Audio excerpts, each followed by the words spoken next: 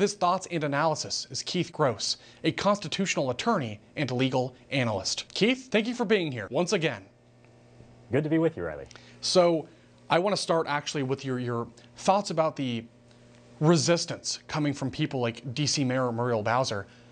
Why doesn't she want to have help with cleaning up a city that she clearly cannot clean up on her own? I think it's all about power and control. For a long time, it's not just DC, it's pretty much any blue city. They have increasing crime rates. And when you have a situation where a Republican leader comes in to clean things up, like we're seeing in DC right now, there's backlash because they don't want to give up the control. But the policies that created those unsafe environments in DC, they weren't doing anything to fix that. It was a revolving door with the prosecution. It was a police force that wasn't taking care of business. President Trump decided he wasn't going to stand for that any longer, clearly. And thankfully, he's fixing the situation so people can walk down sidewalks in our nation's capital again without getting mugged and drive without being carjacked. Completely. I just don't understand, because I would think we'd all want better for America's capital city. And I'm not saying the place is a war zone, but for anyone who's been there and recently, clearly things are falling apart and somebody needs to do something. But now I want to address something else, because Democrats, Keith, are saying this crosses a line, but as far as I'm concerned, it can't be a legal one because the Home Rule Act actually allows the president to do this temporarily. If he wanted to do it past 30 days, he'd need authorization from Congress, but at the very least, what's going on right now is completely lawful. So when Democrats say President Trump is crossing a line, what do you think they really mean by that?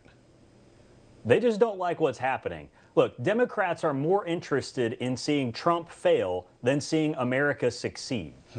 The unique thing about D.C., the reason it's important that it's not a state, is that there is an enhanced capacity for federal control. The president can do exactly what he's doing right now, and we have a majority in Congress, in the House and the Senate. Congress can step in and take over control of the entire D.C. government by passing a resolution to do so. Okay, very interesting. Now, what do you make of this concerted effort, actually, from GOP-led states all over the country to send National Guard reinforcements to the nation's capital? And specifically, is that lawful or is it not? These National Guard deployments from other states are lawful because the president can take control as commander-in-chief of any of these National Guard units under existing laws.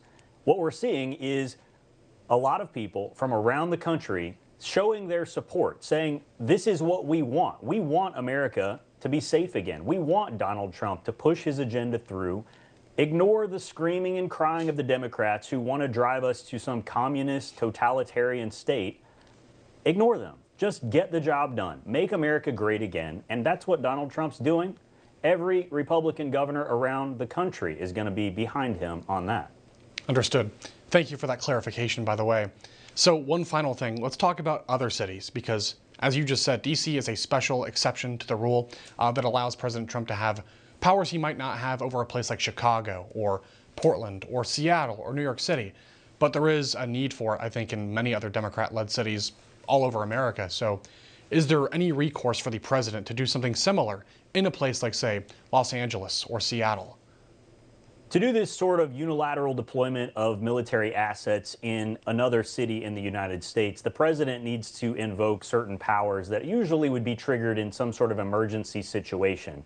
Think back to the riots we saw recently in LA, where people were blocking highways, burning cars, potentially damaging federal buildings and harassing federal employees. That constituted an emergency where the president could invoke his powers under Article 2 as commander-in-chief to step in, deploy the military, and stop that riot, insurrection, whatever you want to call it. It rose to the necessary level. Here what we're seeing is just a normal breakdown of police that we see in most blue cities, where the police weren't arresting enough criminals and the prosecutors weren't locking them up. You solve those two problems and crime's going to go down.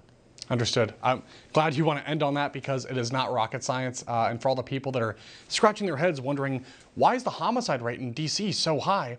Because you incentivize and sometimes reward criminal behavior. That's why. People are driven by incentives. It's really not that complicated. And it's nice to see some concerted effort here to actually crack down on crime and to minimize carjacking, property theft, homeless encampments, whatever it is. And it's totally legal. So Thank you, Keith, for your time today. I really appreciate your insight into this matter, and we'll have to have you back sometime soon. Thanks so much.